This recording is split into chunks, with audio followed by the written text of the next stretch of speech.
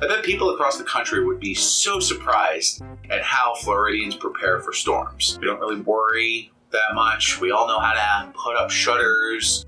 We all know how to buy food and get gas, so that way we're covered. I think the thing that would surprise people the most is that our top priority of anything is making sure all our devices are charged.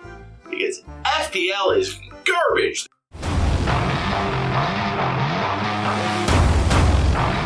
Now let's get started with week 9. Starting match we have is the 7-1 Kyle versus the 1-7 Bob. Now both teams are very close to perfect in very opposite senses. Kyle close to perfect with his only loss coming from David, and Bob with his only win coming from David. Coming into this week, it was pretty obvious who was going to be the winner, and lo and behold, the winner is Kyle. Kyle beats Bob 178 to 116, meaning Kyle will now improve to 8-1, and Bob will now fall to 1-8, currently having the worst record in our fantasy league. Next up is Danielle versus Kelly. Now, neither team has had a great run this year. However, mostly in large part thanks to a lot of bye weeks on her team, Danielle is unfortunately going to fall to Kelly this week. Danielle falls to Kelly 171 to 101, meaning that Kelly will now rise to 4-5, and Danielle will now fall to 2-7. Next up, this was going to be our game of the week given their positions. However, we have 2 games that were decided by 3 points, so I feel like those get more important coverage. So we'll talk now about Chris versus William. Now, Chris, again, as I've said all season, is our current champion, and William is making a hell of a run for the championship this year, and it was going to be an exciting game, and it was. Unfortunately for Chris, it looks like William is going to be the one who takes this. William beats Chris 154 to 136. Meaning that William will now rise to 7-2, and Chris will fall to 5-4. Next up, it's the first of our 3-point games. That's right, we had 2 3-point games this week. The first of which was Uncle David versus Justin.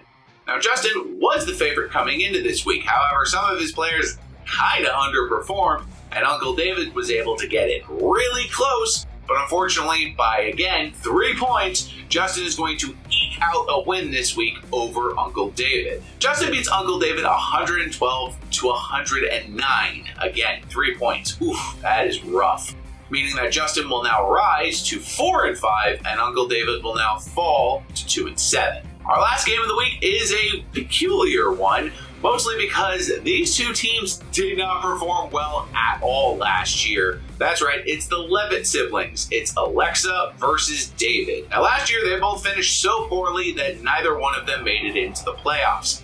This year, however, David is currently the only person to beat Kyle and sits at 5-3, and Alexa has been on a 6-game winning streak, making her 6-2. And thanks to the Baltimore defense putting up a hell of a game against the New Orleans Saints, it was a nail-biter, but David is going to eke out a 3-point win this week against Alexa. David beats Alexa 167 to 164. Meaning David will now rise to 6-3, and Alexa will fall to 6-3. Meaning that David has now officially ended his 2nd streak of the season, beating Kyle's undefeated streak and Alexa's 6-game winning streak. Now again, the Levitt siblings were not doing great last year, so to see them doing so well this year, kind of inspiring. So any of you teams that are struggling this year, remember, there's always next year. Now, before we go ahead and take a look at week 10, let's have a word from our sponsor. So this week, with a hurricane about to hit the state of Florida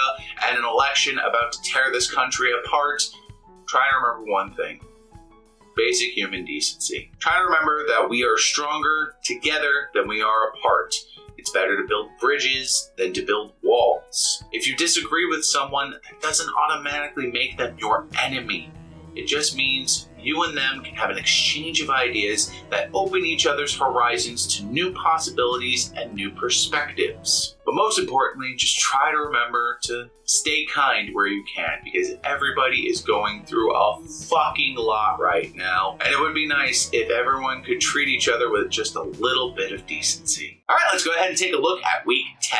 Starting match we have is the 4-5 Kelly versus the 2-7 Uncle David. Both teams really just looking to get something going here. So I wish you both the best of luck. Then we have the 4-5 Justin versus the 1-8 Bob. Bob, again, really struggling to get anything going, and Justin hoping for an easy win so he can at least get to 500. Next up, it's the 6-3 David on a 3-game hot streak versus the 2-7 Danielle, desperately trying to get her season going. Will David go easy on his girlfriend this week, or will he blow her out of the water? Only time will tell. Next up, it's the 7-2 William versus the 6-3 Alexa. Alexa's win streak just coming to an end thanks to David. William riding high with the second strongest record in our league. Will Alexa be able to break him down? We'll find out. Good luck to both of you. Our final match is the Week 1 rematch of Kyle versus Chris. Kyle still riding high at 8-1, even though David did beat him, and Chris riding at 5-4 after a couple stumbles in the past few weeks. Will Chris, our current champion, be able to rein it back in and take Kyle down, or will Kyle again defeat him?